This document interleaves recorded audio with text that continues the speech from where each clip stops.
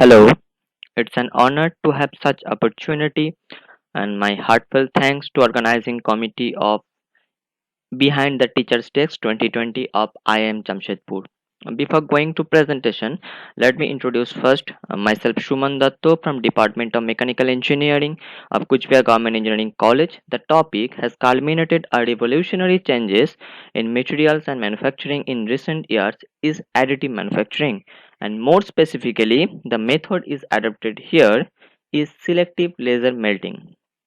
Let's come to the next subtopic is enlisted here. Among the process, four categories are considered to be 3D modeling, slicing, printing, and inspection. And among the SLM parameters, temperature, powder, laser power, and thickness are considered to be the laser parameters. Now it's to what additive manufacturing is. Then it comes in our mind what are those demerits offered by conventional machining, high cost for prototyping, complex assembly required for complex design, limited material combination, and so on. To overcome these problems, we come up with benefits of additive manufacturing. What is cost and time savings, light and better performing parts.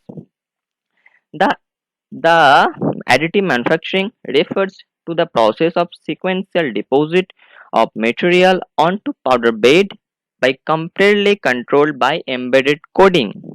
So many applications including bicycle frame and aerospace bracket is shown. Now the process. There are different software package who takes care the design, prototype generation and topology optimization in order.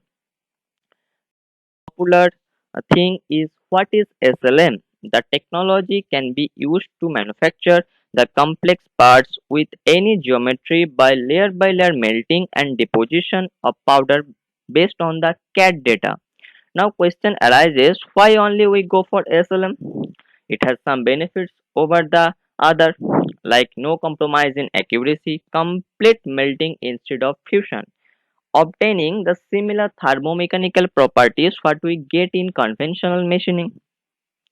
Go to the parameters among the atmosphere. The SLM atmosphere must be equipped with inert gases. The laser power thickness is associated with granularity and type of material.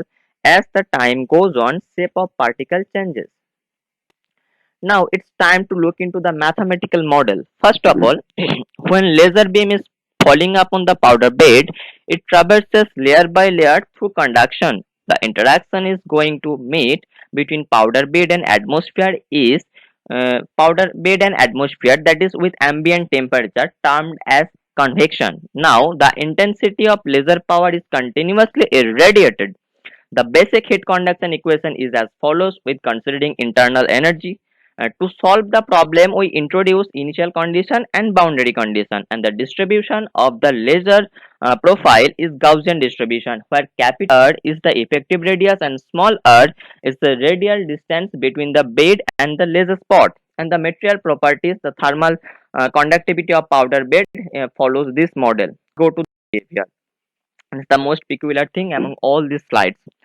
Three aspects, including Marangoni convection. There's the well-known dimensionless number which intensify the convective heat transfer and changes in whirlpool geometry. And the torque responsible for the rotation of nanoparticles and the density of laser powered intensity intensify the high temperature, which in turn results in decrease in dynamic viscosity governed by the following equation. Flow may be driven by either buoyancy or Marangoni effect. Velocity of fluid flow in case of buoyancy effect given by Stokes law. This is as follows: 2g by 9 rho melt minus rho p the particle and the mu melt into r. In case of Marangoni effect, the velocity of the driven flow depends only on the temperature gradient. This is the highly temperature gradient dependent flow. If we calculate the ratio of these two velocity, we come up with a conclusion that the speed ratio depends strongly on the temperature gradient as well as other inherent factors. Now, topic of my presentation is thermal properties of selective laser melting.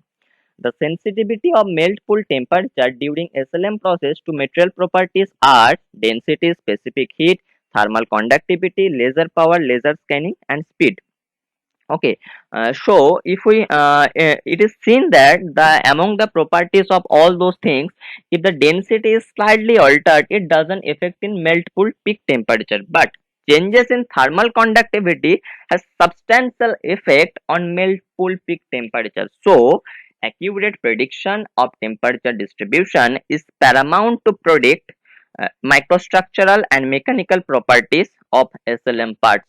So, on behalf of my presentation and on the behalf of my college, my thankful uh, regards to my guide and my all the friends, and thanks to all of you. Thank you.